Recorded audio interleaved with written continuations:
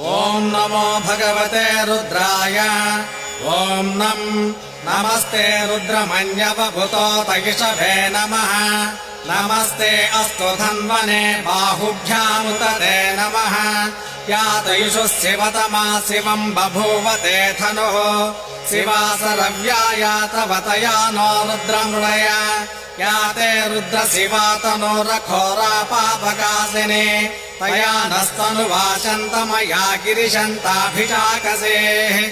यामिषुम् गिरिशन्तहस्ते बिभर्षस्तवे।